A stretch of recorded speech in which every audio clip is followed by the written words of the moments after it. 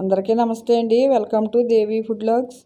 ఈరోజు మనం పాతకాలపు వంట అండి, రాగి పిట్టు రెడీ చేసుకుందాం. ఈ రాగి పిట్టు చాలా ఆరోగ్యకరమైన వంట అండి. ఇది ప్రతి ఆడపిల్ల తల్లి చూడవలసిన వీడియో. మన ఆడవాళ్ళకు ఎంతో ఉపయోగపడే వీడియో కూడానండి. ఈ రాగి పిట్టు ఎలా రెడీ చేసుకోవాలో చూద్దాం రండి. ముందుగా మనం రాగి పిట్టు రెడీ చేసుకోవాలంటే ముందు రాగి పిండి ఉండాలండి. ఒక కప్పు రాగి పిండి, ఒక అరకప్పు బెల్లం, ఒక కొబ్బరి చెక్క, నెయ్యి, ఖర్జూరం ముక్కలు, యాలక్కాయలు. ముందుగా మనం కొబ్బరికాయని చిన్న చిన్న ముక్కలుగా కట్ చేసుకుని మిక్సీ జార్లో వేసుకోవాలి. అందులోనే ఒక 5 యాలక్కాయలు వేసుకుని మిక్సీ పట్టుకోవాలి. కొంచెం బరగ్గానే పట్టుకోవాలండి, బాగా పేస్ట్లా కాకుండానే. చూడండి, కూరలాగా చిన్న చిన్న ముక్కలా వచ్చేలా మిక్సీ పట్టుకోవాలి. చూడండి, మిక్సీ పట్టుకున్నాం కదా. ఇది పక్కన పెట్టుకుని ఇప్పుడు ఒక గిన్నె తీసుకుని ముందుగా రాగి పిండి వేసుకోవాలి. ఈ కప్పు రాగి పిండి అండి ఇది. ఈ రాగి పిండిలో కొంచెం సాల్టు వేసుకుని వేళ్ళతోటే బాగా కలుపుకోవాలండి. సాల్ట్ అంతా పిండికి బాగా పట్టించాలి. ఇప్పుడు ఈ రాగి పిండిలో కొద్దిగా నెయ్యి వేసుకోవాలి. ఈ నెయ్యిని కూడా ఈ పిండికి బాగా పట్టించాలండి. ఎక్కడ గ్యాప్ లేకుండా పిండికి బాగా ఈ నెయ్యి అంతా బాగా పట్టించాలి. సమానంగా పట్టించుకోవాలి. ఇలా పట్టించడం వల్ల మనకి పిండి బాగా కమ్మగా రెడీ అవుతుంది.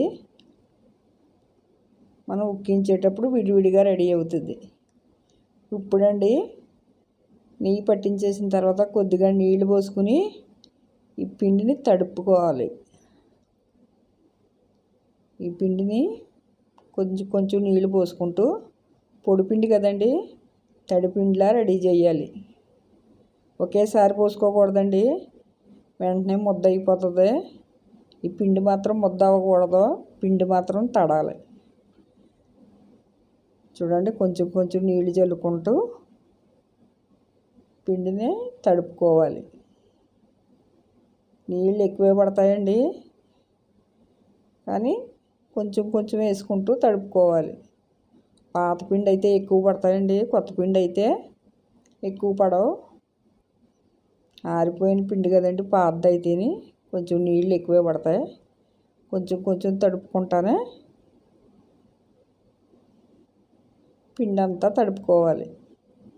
మనం చేతితో పట్టుకున్నాం అనుకోండి, చల్లగా తగలాలి. అలా తడుపుకోవాలి. ఎక్కడా ఉండలు లేకుండా 2 చేతులతోటి కలుపుకోవాలి.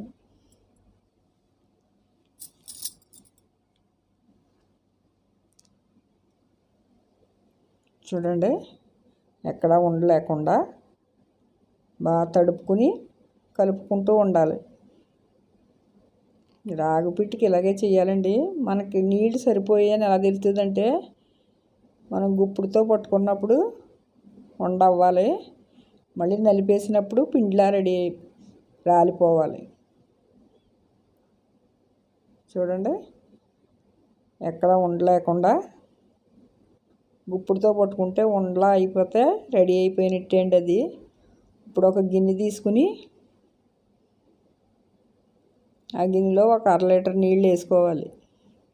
ఆవిరి మీద పెట్టి ఉడికించాలి కదండి, అందుకని 1/2 లీటర్ నీళ్లు పోసుకున్న తర్వాత దీనిపై ఒక కన్నాల గిన్నె పెట్టుకోవాలి. ఒక కాటన్ గుడ్డ తీసుకుని దాన్ని తడిపి ఈ గిన్నెలో వేయాలి. పలచన గుడ్డే తీసుకోండి, మనకు ఆవిరి బాగా తగిలి పిండి బాగా ఉక్కుతుంది. ఇప్పుడు ఈ గుడ్డపై మనం తడిపి పెట్టుకున్న రాగి పిండి వేసేసుకోవాలి. గుర్తుపెట్టుకోండి, రాగి పిండి చల్లగా తడిగా రెడీ అవ్వాలండి, లేకపోతే మనకు ఉడకదు. తడి తడిగానే ఉండాలి పిండి. పిండిని పట్టుకుంటే చల్లగా ఉండాలి మనకి. అలా రెడీ చేసుకోవాలి పిండిని. అలా రెడీ చేసుకున్న పిండిని క్లాత్ మీద వేసేసుకోవాలి. క్లాత్ మీద వేసేసుకున్న తర్వాత సమానంగా సర్దుకోవాలండి. సర్దుకొని ఒక స్పూన్ తీసుకుని ఇలా చిన్న చిన్న కన్నాల కింద పెట్టుకోవాలి. ఇలా ఎందుకు పెట్టుకోవాలంటే ఆవిరి బాగా తగిలి పిండి బాగా ఉడుకుతుందండి. అందుకని కన్నాలు పెట్టుకోవాలి. కన్నాలు పెట్టేసుకుని ఈ పిండినంతా ఈ క్లాత్తో కవర్ చేయాలి. చూడండి, ఆవిరి ఎక్కడ బయటకు పోకుండా ఈ క్లాత్ని అంతా కప్పేసుకుని దీనిపైన ఒక మూత పెట్టుకోవాలి. మూత పెట్టేసుకున్న తర్వాత స్టవ్ వెలిగించుకుని ఇప్పుడు ఆ కన్నం వంట కూడా ఆవిరిపోకుండా చిన్న మైదా పిండి ముద్ద ఆ కన్నాన్ని కవర్ చేయాలి. ఇప్పుడు స్టవ్ వెలిగించుకుని ఒక పావు గంట సేపు హైలో పెట్టుకోవాలి. పావు గంట అయిందండి. ఉడికిందో లేదో చూద్దాం.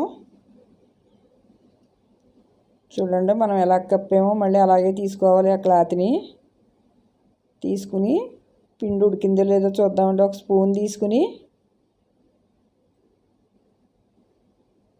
పిండిని చూసామంటే మన చేతితో పట్టుకుంటే మెత్తగా జిగురుగా తగలాలండి చేతికి.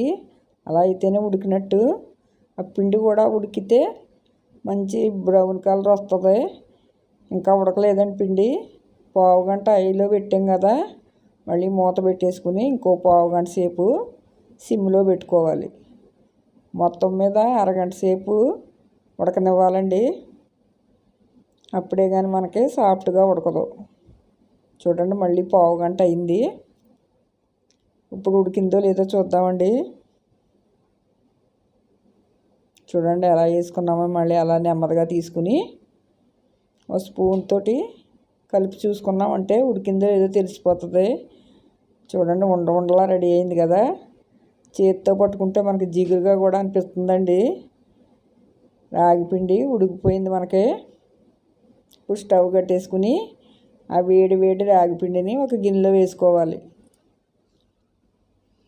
వేడిదే వేసేసుకోవాలండి. వేడి వేడిగా ఉన్నప్పుడే మనం ఒక గిన్నెలో వేసేసుకోవాలి. పిండి అంతా ఈ గిన్నెలో వేసేసుకున్న తర్వాత